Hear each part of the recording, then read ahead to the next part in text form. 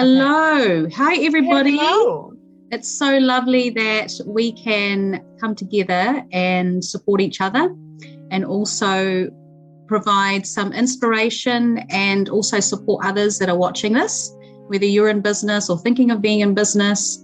And I have here, I'm so excited, Zygana, and I am excited to just chat with you about business and life and your travels.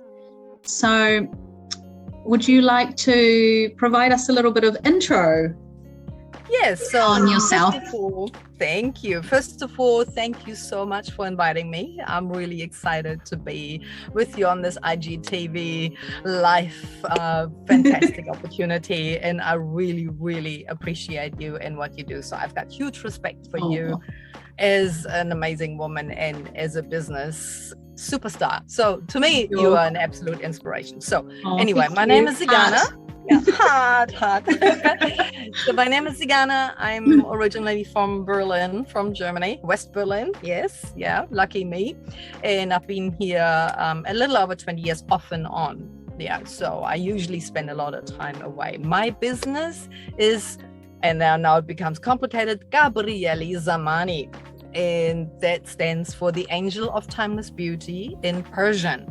Has a few more meaning to it, yes, but that becomes a little bit too long. So you will see me at local markets. I sell at local markets around Auckland and a little bit beyond, up north, etc., or depending on the current situation. Yes, I import products from Turkey, Morocco, around the Mediterranean, from Spain to wherever. The beautiful Arabian culture is also present, except from the Arabian Peninsula. That means the hammams. A hammam is a Turkish bath, which I absolutely love. I've been traveling the globe for many, many years, and that's my passion. So I thought I'd bring a little bit of that passion to New Zealand and introduce the people to a hammam, a Turkish or Arabian bath. That means cool. Products, etc. We go a little bit into that later. So that's a little bit about me first, what I do right now. And I came a little over 20 years ago, completely blue-eyed. Had no idea about New Zealand except that Ruapehu erupted in 93. That was just when the internet was in the kiddie shoes. So it was very hard getting any information about New Zealand. And I sold everything in Europe and Germany. I came with 2 suitcases, 2 wooden boxes, my power tools and my paintings and my books and $5,000. And that's how I landed here in Auckland. That's it. Yeah, so that's how it started. So did you find that transition, did you find it challenging? Absolutely. I thought, oh my goodness, where did I end up? And then how did you cope with that transition? And I immediately, the first 3 weeks, I was just literally walking around. At that time, I stayed in Kohimarama, and I just walked around, getting familiar with my surroundings, thinking, what the hell? Where is everything? It's just so small. Being from Europe, I lived close to Paris. I lived in Belgium, Netherlands, Italy. I'm from Berlin, one of the most exciting places that you can go to. Ending up in tiny little New Zealand and tiny Auckland. To me, it's small. And and even at nighttime, I looked up into the night sky and I couldn't figure out where I was, because even though I traveled a lot, I didn't cross the equator as such to that extent before. Right. You look up and you're from the northern hemisphere. You can't really make sense of the night sky. So it was a little bit unsettling, but I'm an adventurer anyway, and I thought I'll make this work. Yes. So I loved, of course, the toys and the palm trees. And so I came on the 18th of December, so just before Christmas. So it was a perfect time. It was a perfect summer. So and then things unfolded. And I didn't speak any English, just my school English. I left school a long time ago. So I had to learn everything. Amazing. But your adventurous spirit, I can just imagine, would be the one that would have given you that resilience and just to absolutely grow absolutely. And And I mean, It's a little bit different, but in the end I came from the first world to second world. Yeah, so because New Zealand is so small and not really there with Europe, and 20 years ago was still a bit different. But I didn't end up in a completely remote place in the middle of the jungle. So yeah, putting it all into perspective, there were cars on the road and you could buy groceries, and so it's, that was all fine. Yes, I just had to put it to illustrate it. It was massive change to what you're used to and what you've seen overseas. Yes, yeah, absolutely. It was a massive change and a huge adventure, and I was all up for it. And I thought, well, let's go, let's do this. Yeah. And it took 3-4 days to end up here with. No, it was long. It technically is the end of the world, you know. It is the end of the world. The end of the world. And I did that as a child, because we came here 1985, 86, and wow, that's a long time. So I can relate to the change, how big that change is, because English is my second language, believe it or not. Yeah. And so so I can relate to the changes and the, I was used to being around brown skinned people and lots of traffic and pollution and shops and restaurants being open at all hours of the night. Yes, So, same here from Berlin, 24/7, everything goes. Yeah, and then moving to Dunedin. It was actually Dunedin, and so Dunedin is very quiet, very cold. Oh yeah.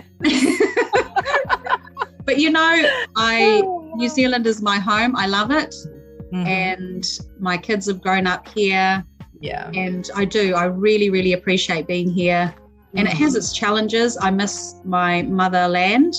Yes. And I'd love to be able to take my kids there just so that they can experience the culture. Yes, I think the food and the smells and the, so that they can experience that. So, and now we're based in Auckland, and so the big city, which is good. The kids love the city. They attend uni here and high school. So we'll see what the future holds in regards to travel. Yes, it will. It's a phase. Welcome on Earth. It's not the first, not the last. It's just that we have internet and a lot of misinformation and a lot of information. However, these things have always been part of planet Earth. And I do my best to get through this, and things will get back to normal, whatever that normal looks like. So we should not just focus on one moment in time, considering that Earth is 4.5 billion years old and it has had different challenges we can't even imagine. For example, it rained for 1 million years in order to fill our oceans. We had acid rain on this planet. That's and right. All sorts of predators and so forth. We can manage this. We are just in our own way. We can manage these things. Yes, definitely. And how, like, through the lockdown, how have you found this longer lockdown and the last 2 years? How have you coped? How have you kept your mental health? How have you kept well and your health and well-being in mind? Okay, as a business owner as well, because I'm sure as a business owner, as a business owner, of course, a challenge. On the other hand, very grateful, because New Zealand supported us with not much, but it's fine. We can adjust to whatever it is. I'm in a very fortunate position that I don't have a family to feed. I don't have a mortgage anymore. I've sold my house. So I'm okay. And for me, as lockdown deluxe, because all the lockdowns were during amazing times of the year, to be honest. We always had good weather. We are very fortunate. People should really keep this in mind, that we can all the time, we could go out to exercise, even though in our family bubble, we have food, except for the very first lockdown where people got crazy, as in the States, with buying up all the toilet paper, well, then come up with something else, right? So I'm not too fussed about these things. I understand that they are necessary. It was beautiful. I'm also I'm educating myself. So I'm studying at the moment. So I really use that time to study, to sleep, to reassess. And I can't change it anyway. So I might as well get on with that. So to me, it's not a big deal. Also, because I have a different background. I have a medical background. So I worked for almost 17 years as an intensive care unit nurse. Yes, amazing to know that about you. Not here in New Zealand, but back in Europe, in Germany. So we have one of the best and richest health systems in the world, and a very, very high level of education. So to me, these things, putting it into perspective, we're pretty lucky here, all of us, considering what was going on in other countries. So I count my blessings, and I hope everybody else can do so by listening to people from other countries like us.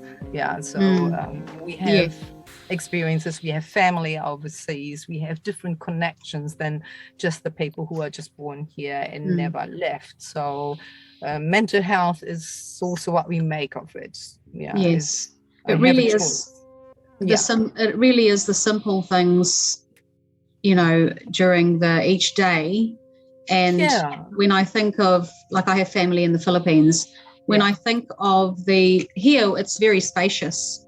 It's very even spacious. Just the amount of space that we have, in our garden, or it could be even apartments are actually more spacious than the apartments that I can think of in the Philippines, the majority of people. And that's taxing on mental health, being in a small apartment with, bars on the window. And when you open the window, you can't, actually put your hand out, and then there's pollution. And so those and overcrowded and so many people together. So it is really, it's very, very important never to lose the perspective, no matter what life throws at us. Totally. But not discounting. I call it my lockdown deluxe, to be honest. I've heard many that just loved lockdown, and then there are others that just had a horrible, hellish time. And so everyone's gone through different situations. And we just make do with what we've got. And so but then also I'm lucky. I'm very comfortable in my own company. So I don't really, I don't need all the time people around me, which is, of course, the perfect scenario when a situation like this appears. I don't have any small children at home, so that's also, I don't have any pets or so. I just, so I can just retreat into the room there and just do my thing, or go for walkies, or learn, and the days pass. So for me, it's everything good. And I just would like to encourage people to really also look beyond what is going on this small island, that people were in dire situations, and that makes us grateful for what we have. That's so cool. So now it'll be cool to chat a little bit about business and how you got into business and what you love about business. Entrepreneurship. Right. That would be great if you could share that. Yes, sure. So business to me being self-employed started here in New Zealand. Before that was no need, because being from Germany, it's the richest country in Europe. It's all stable. Our social system is amazing, and being self-employed can actually be way more expensive than being employed. Right. And back then, I earned really, really well, and I was within my profession, I was sort of working myself up there, and was always team leader, etc. So I was in a good position. I had lots and lots of paid time off, as it is. So, and then I came here, and then in a sudden I had the rug pulled out from under my feet. My profession, my diplomas were not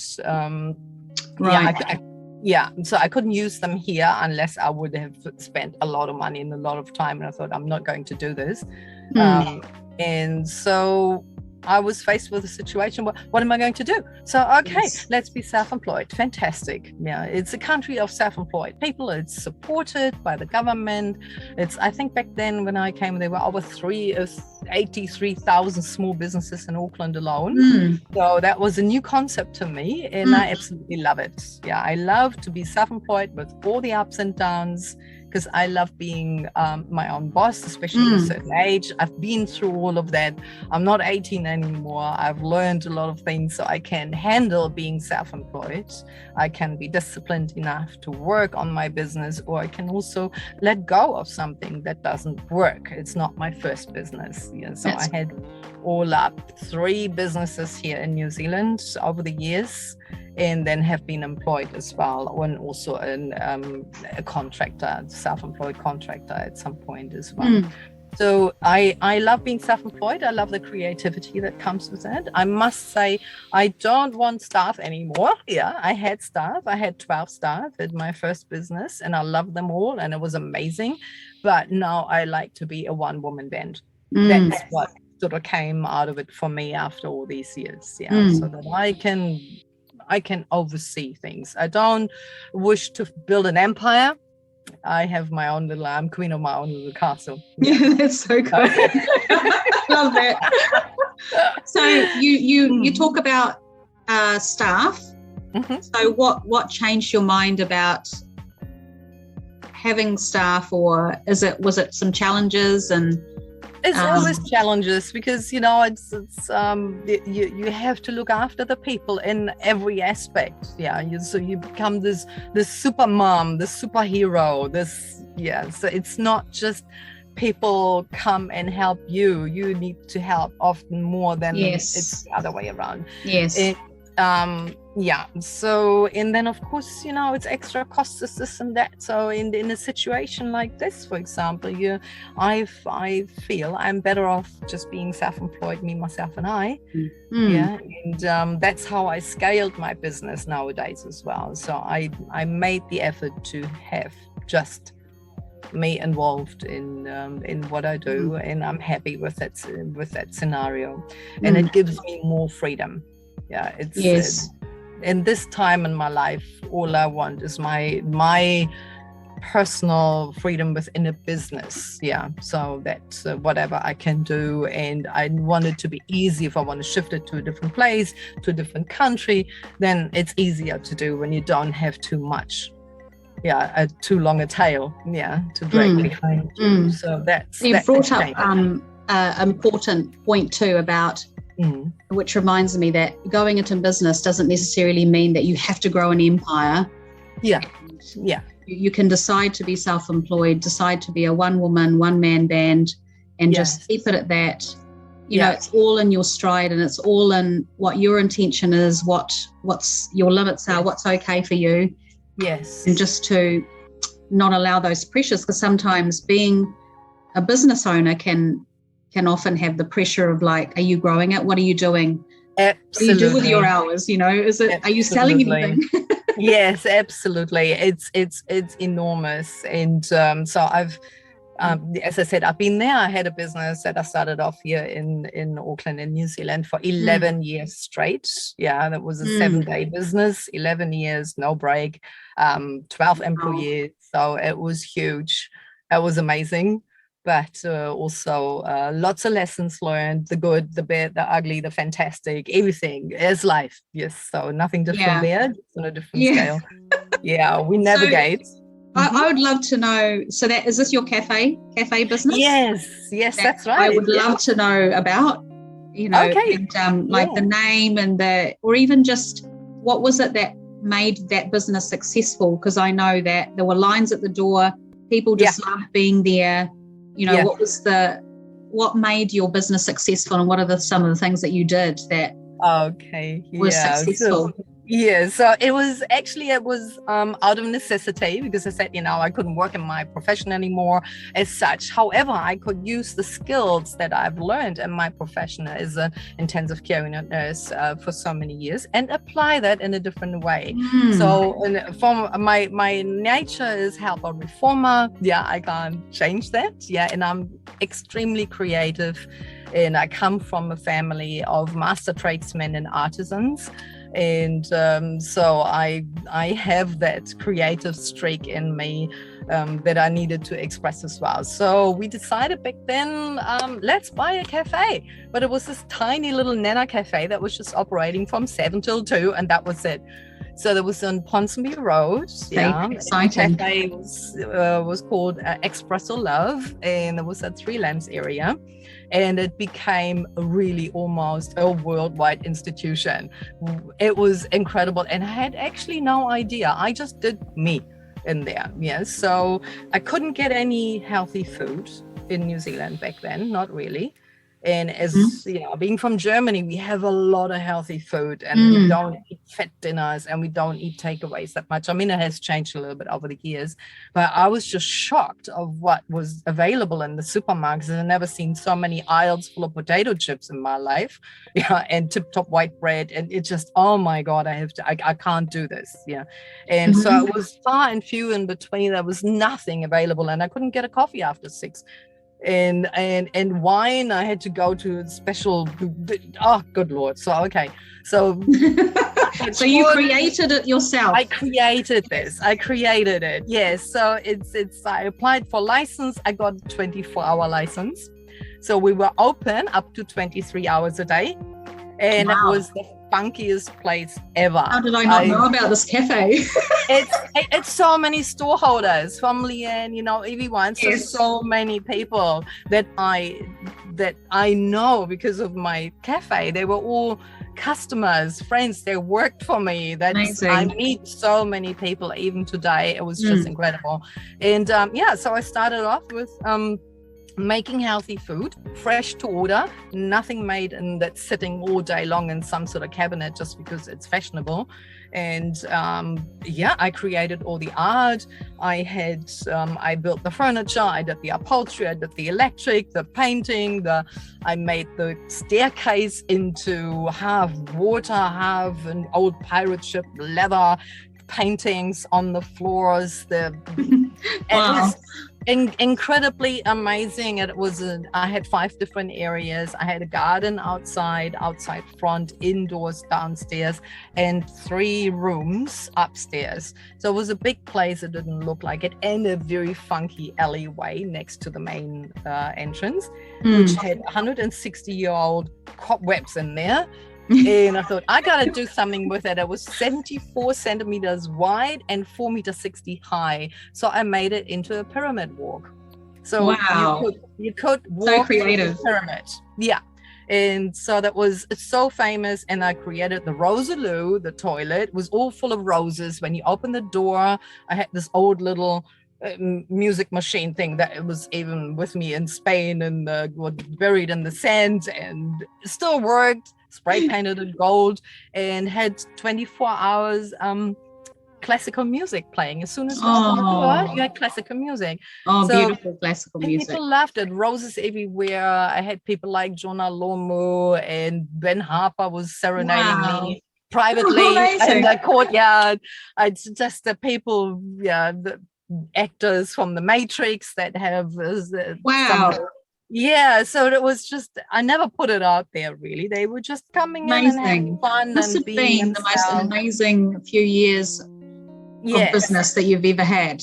Yes, and I was the first person to make chai for the people of New Zealand. They had no idea what chai is. We had chai masala, chai latte. And so we cooked up to 1,200 liters a week of chai, all handmade, all made in on the premises. I was the first one to make vegan cakes. I'm not a vegan, but I cater, gluten-free, whatever you name it. People were desperate. It would have been new. Absolutely. It was very new. It took a little while because as it is, something that is new people had to get used to it, and people were not used to it at all. Yes, it was very hard. But we made it. And as it was going that day and night, I had in-house DJs. I had the opera singers come at nighttime I offered them they can practice, and I pay them in chocolate cake and chai, and they can entertain the crowds. And so I had opera singers, I had in-house DJs, I had talks about sacred geometry. I showed 24/7 old Sounds black and white amazing. movies upstairs. The only thing, we didn't cater really for children because we had a very steep staircase in there, and we had to watch that everyone is safe as well. So it was more for the intellectual crowd, for the creative crowd, for the avant-garde, for the ones who want something different. We built the furniture out of 10,000-year-old swamp cowries. We filled it with gold nuggets and centipedes and green beetles and flowers. So cool. If only, I would have loved to. It would be a wonderful cafe. Yeah, it was a Wonderland Wonder Cafe. Yeah. I made all these different areas, as well as cooking, cleaning, shopping, everything, and looking after everyone. So, do you think that you burnt out? Did you experience any of that, or because of the? Yes, well, I had 16 to 18 hour days. So it's with everything, but it was the most creative time I ever had in my life. So it was really my creative playground. And I was so grateful, and I still hear and get emails from people. The stories that people tell me are just incredible. For example, I had an Inuit there, an Eskimo person who thought we had a trapdoor upstairs, and he would get trapped when he drinks a chai and gets into a magical wonderland and can't get out. So it was an incredible story that another guest told me, and he left his beautiful seal jacket upstairs because he just ran out, thinking he would never get out of the Alice in Wonderland phase, right? It was just amazing. A lady who told me that in the 1960s she used to live upstairs because it was a dairy back then, and she gave birth to her baby upstairs, and it was in the last week before I've sold the business, she came and shared her beautiful story with me. And I have so many beautiful people that I owe it to the people who came and made it happen. So it's definitely memories that some of them you probably wouldn't want to forget. Never. Have you thought of recording these memories, maybe? Yes. Recording them in some writing or... Yes. I mean, we are still around somewhere. The place is still around in Lonely Planet and in the French Frog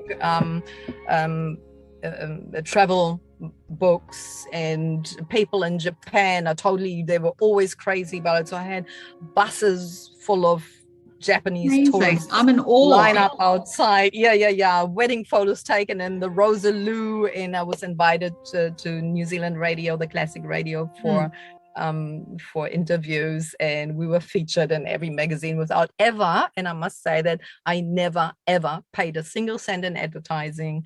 I did not fall prey to that. I have to. I did me. I did what I wanted, and people came. And that was the beauty of it. There's a message in that of being completely authentically you.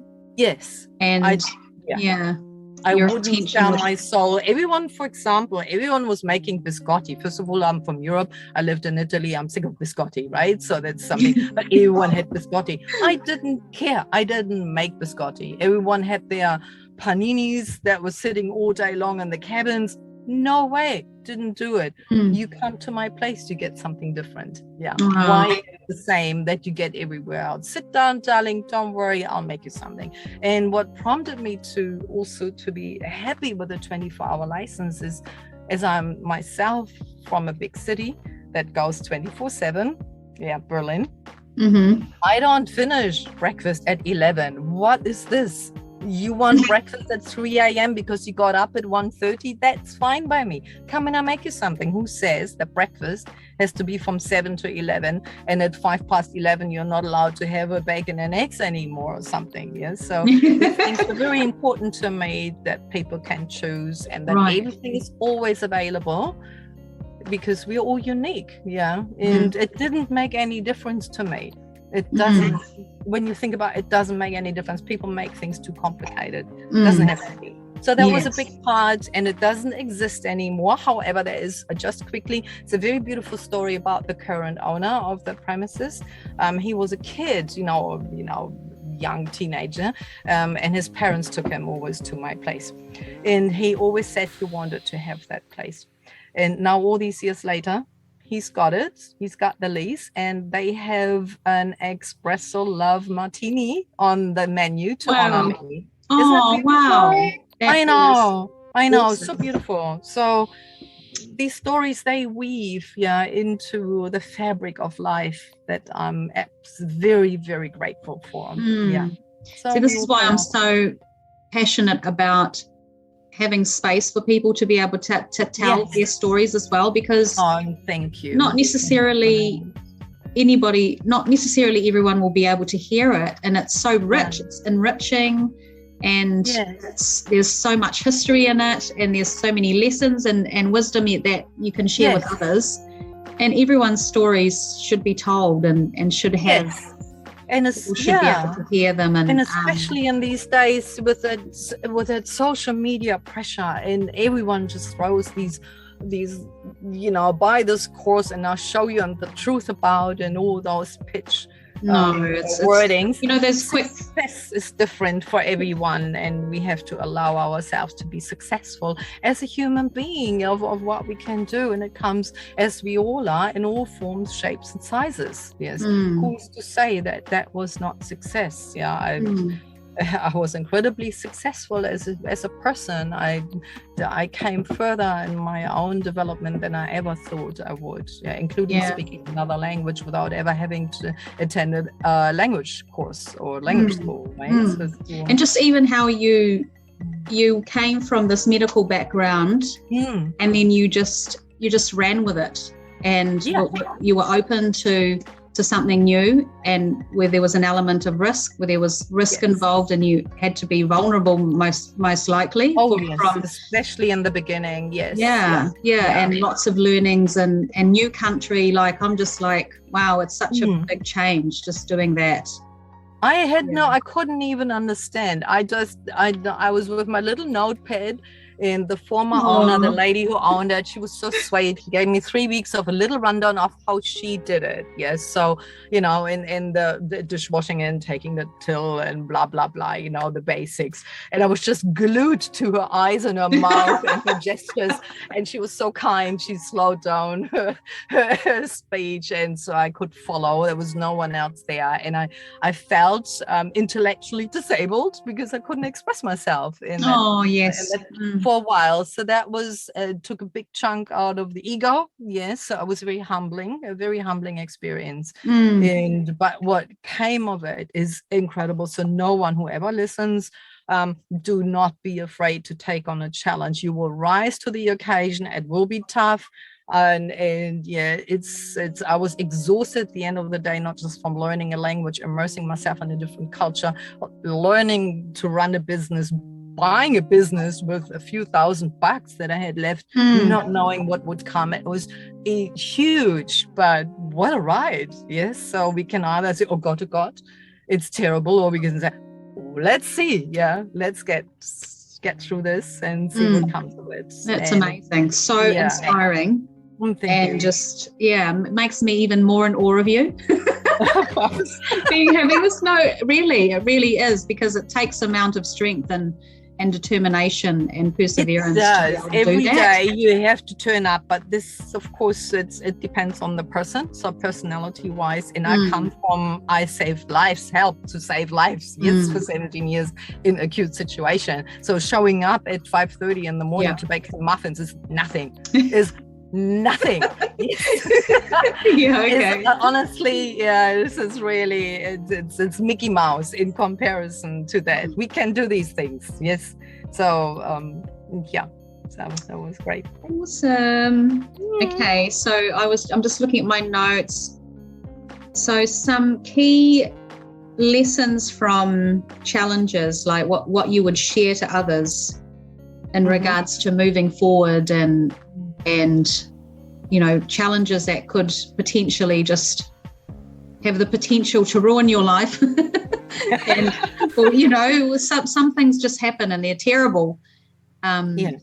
And so what would you say to someone in business, or even someone that's had real disappointment? How do you move forward from that? So my humble experience, because I had these things happen to me as well, from really losing a lot, winning a lot. This one, not winning instead of lotto, but just, business wise, having let go of things, businesses that didn't work out, businesses where I hit the ceiling, etc. We have a few decades to play on this earth as human beings. First and foremost, we are human beings. Whatever we do, if we go into business as business owners, or just live our lives, we need to be able to have ourselves in there as a person. And hindsight is always a good thing. To me, hindsight and retrospect are two of my favorite words, because it always showed me things will move on one way or another. Time will heal. If it wasn't the right time or the right circumstance or the right place. If something didn't work out, when I look back, there were always good reasons for it. In the moment, it seems overwhelming, but we have to trust the process no matter what. Life will go on. Yes. So especially if we are in a certain country at a certain time, no one is safe. It's not even safe getting up in the morning. So we can get lost in that, or we can just pull ourselves together, dust ourselves off, put the crown back on, and take the next step. And it can be in a completely different direction. Yeah, that's, for example, and that's okay. And that's okay. I personally do not write or follow a business plan. Business plans are for huge companies that are already established. Life will tell you otherwise. If you're a small business owner, you do not know if you sell if the people will buy what you have to sell. Yeah, it is. You don't know if you're the flavor of the day. You don't know. So we need to make sure, for me, and coming to a personal thing, make sure you're financially literate and can stand on your own 2 feet. Yeah, no matter what, if you're married or not, or have children, be able to function as a unit, your own unit. Yeah, do not depend on anyone else to make you feel complete. Yeah, or able to run a business. Yeah, we can delegate later on. Once we have learned everything about our own business, we have to learn first, and it is us. And then we can delegate certain tasks once we become familiar with things, so we can step in again and know exactly what's going on. So these things, I think, trust the process. Know that everything has its time. If it's not meant to be, and it sounds like an excuse from the so-called universe, which I don't believe in, it's an overused word. Yeah, the universe is cold, and there are lots of stars and planets. That's the universe, right? And we are part of that. But it's not a person sitting there providing for you. Yeah, so it's would be a bit too flat for me to say. But yes. Be responsible for your own actions, and also see when it is time to let go or expand, grow, or leave it behind. Yeah. So a year later, 2 years later, things happened to me. Yes, also business-wise, it took me a long time to get over it, but it was just my attitude towards it.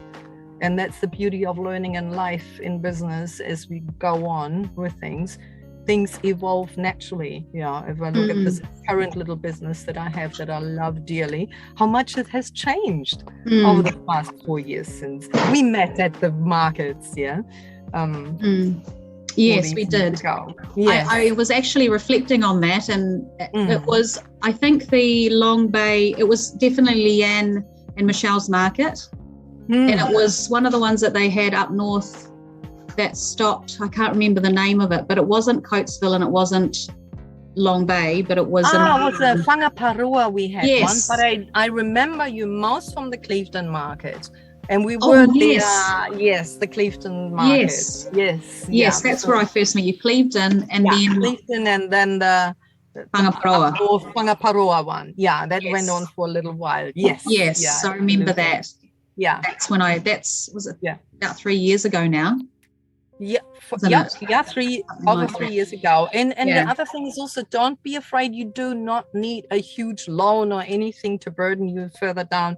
I ran a more or less successful cake business after I've sold my cafe. I started that with a few old cake tins, muffin tins, and $100 that I set aside for it, right? And I did that while I was studying something else. I always study something and get more certificates, more whatever, and get along. And so I have more eggs in baskets, not just one thing to rely on.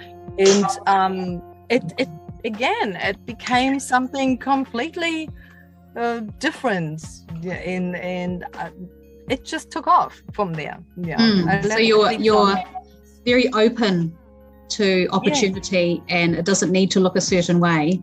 No, it will come, as money comes in. The only thing is that don't overspend in the beginning. Just be wise that you can have something for rainy days, make it work. We overthink sometimes things. The packaging has to be like this and this. People don't see this. Most people don't see it. They love what you do. They love buying from you. They're happy to have it. They don't even know the difference between if that package is pink or red or green or whatever it is.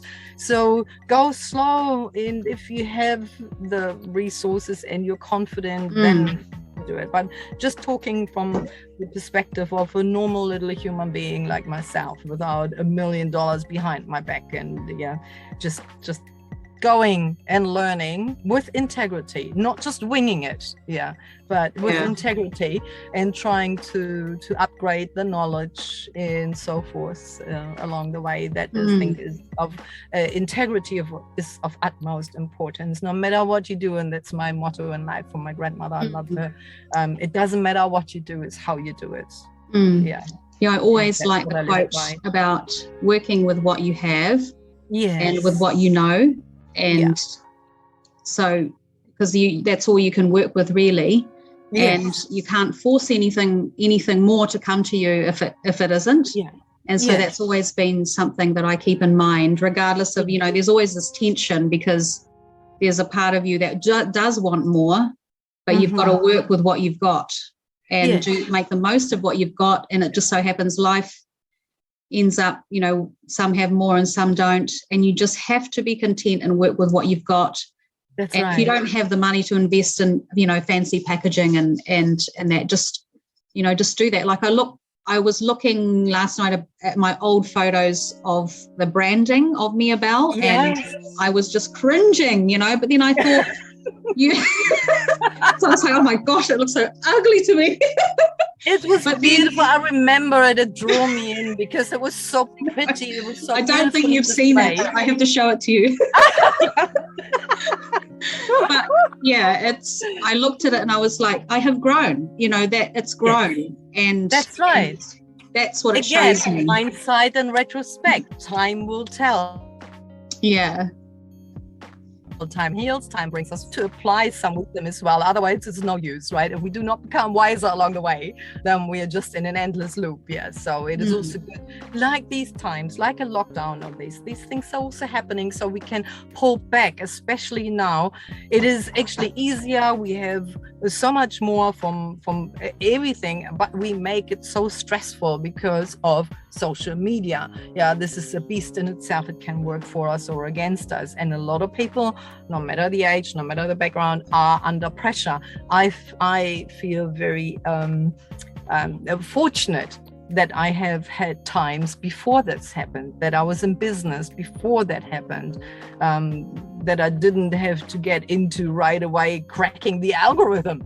It's impossible. We cannot do these things. No. We can't do that. So we need to be true to know thyself, right? It's a very wise saying. It's look into yourself and know your challenges, know your weaknesses, know your strengths, and know your limits. And if you cannot go at that particular point past your limits, so be it.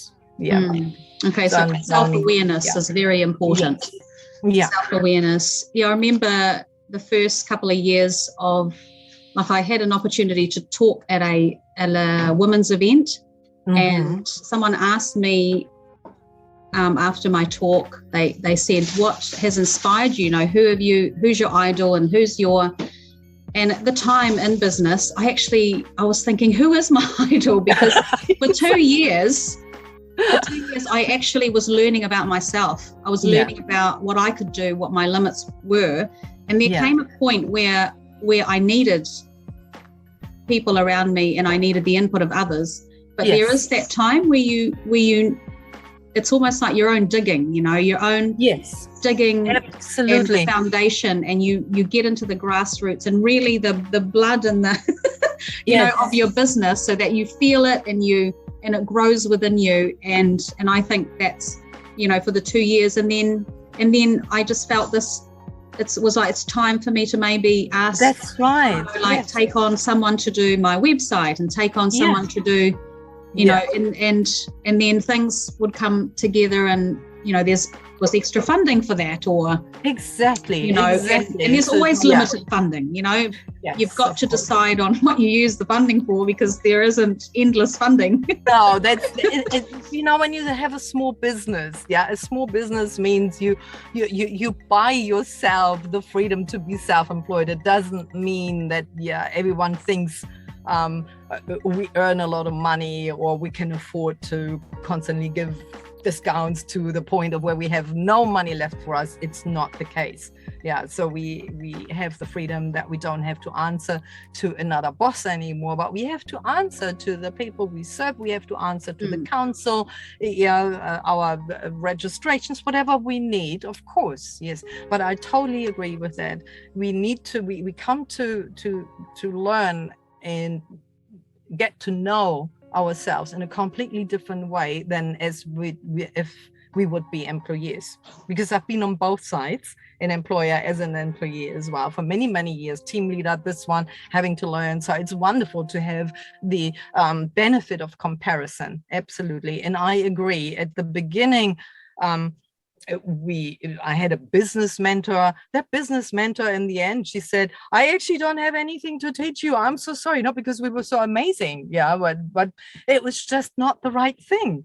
And she became a friend and not the mentor. So there was a different situation. And I cannot focus on myself and be present if I have 10 other people around me who would like to give their input first, because then I want to please everyone. So, and then I lose my threads of what do I actually want to do. And when, as you said, things will come when you are ready to take on advice from others, where you need the advice, where you have to give one of the hats that you're wearing to someone else. The time will tell. You feel when you're ready for it. You feel when you're ready. Definitely a big believer in the being grounded in what you're doing, so that you're not just flying around everywhere. You spread yourself too thin. You're everywhere and nowhere. And even though it's I've had lots of learnings, because when you're the one deciding, then often there isn't an advisor or that you can go to. So I've had my mistakes, and in all areas where I think, okay, so next time I won't do that. But it's important. It's important. It's the same as growing up. We don't stop growing. We need to see that we have great days. And how many times did I swear when I was at the market and the bloody wind was blowing in and no one came by and nothing was sold, and oh my goodness, why am I doing this? And we all have these days. Yes, those thoughts say they do. Of course, every market, regardless of, because we're so invested in it.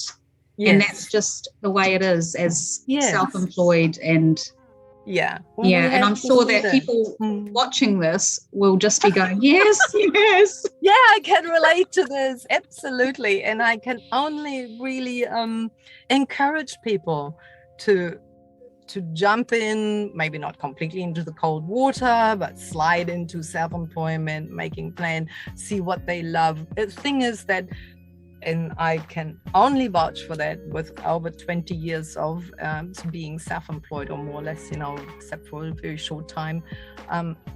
Just trust the process. Go with that it's the best thing you can do for yourself in terms of learning of who you are, and see the good with the bad. Don't beat yourself up, just forgive yourself, and also let it go, fall behind. If it's not worth it anymore, don't hold on to the bone too long. It's What's the that process song? of healing. What's that song? Let it go. Sorry. Let it go. Let it go. We have a few minutes left. Wow. But we've done really, really well actually with time and Amazing. everything. And would you like to show some of your products in the last few minutes? I'd love to. So just briefly, so I import from Turkey, Morocco, Spain, and it's mainly about the Hammam culture. The Hammam, the Arabian bathhouse, and I import a body and hair care with Moroccan Argan oil. They're all vegan, they're all halal, they're all cruelty free. They are not organic, is because these products have been around for a long time. So I use them myself. That prompted me to get into this and share a little bit about it. So this, for example, is the caffeine extract, dark cocoa, and bourbon vanille, from Madagascar, with Moroccan Argan oil. This is a shower gel, an invigorating one. So it has a lot of benefits for the body. It gets the lymphatic system going, flushes out toxins. It's good for the mind. It can counteract headaches and nausea as well. It's got lots of antioxidants. Coffee is amazing, not just as a drink, but really used on the body, and as a shampoo as well. But these have sold out. Sorry about that. Completely done. They have. Okay. I was going to ask you, where can people, if you're interested, completely where they can go? And no, then those beautiful ones here with the Tunisian amber and the Arabian oud. These are body wash shampoo combo products, and this is absolutely amazing. So the amber goes back a good 3,500 years. So this would have been the scent that Nefertiti would have used. So these things were found as perfumes also in the tombs in the Valley of the Kings of ancient Egypt. So these are royal perfumes that go back thousands of years that have been, the products have been laced, enriched with these beautiful products. So you go on an exotic journey with these products. Yes, they take you to destinations and lands far away from what we have here now. And the Arabian oud is one of the most precious natural fragrances on earth. The most expensive. Yes. Yes, it's agar wood, from the Aquilaria tree, which grows in tropical regions. And if you want a kilo of that, it sets you back $160,000 US. So hang on a minute, let me get my wallet. But this is, of course, doesn't cost an arm. It's affordable luxury, but so special. It really goes. I love unique products. I love doing something different from everybody else, and bring something that enriches and gets the mind as well as the creativity and the inspiration going. So this is the beautiful Hammam El Hanna, which means it's the range that called means the bathhouse of joy. I love that. Yes, with the Arabian oud, absolutely precious. And I have those beautiful hand creams. They are laced with beautiful arnica extract. Comes in magnolia, lilium, and narcissus. You say daffodil in New Zealand. They're very rich with shea butter, and the arnica is healing for bruises and cuts, even on mosquito bites.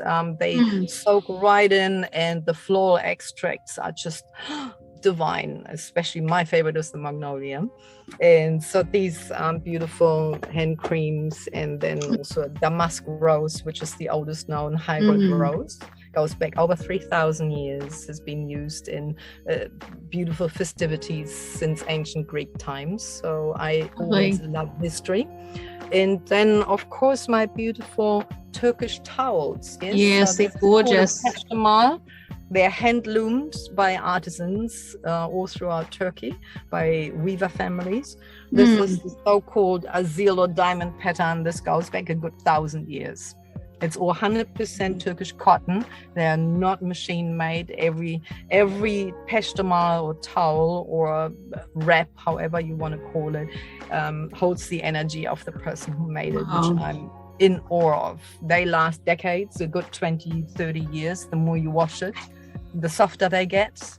So they look quite large as well. They are very large. They are, it's probably, I can't really unfold them completely. I'm not sure if this is visible, but they are 1.80 meters by 80 centimeters. They can be used from both sides. They're so versatile, lightweight. They take up more water than a normal towel. They're dry even on a rainy day because they were made initially to preserve the privacy of the bather before stepping into the Hammam bath. However, that can be a blanket, a throw over the sofa, a yoga towel, the baby blanket, picnic blanket, sports towel, for the camper van, for home decor, you name it. It's I think gorgeous cloth. They're very gorgeous and they're very high quality. I only import very high quality products.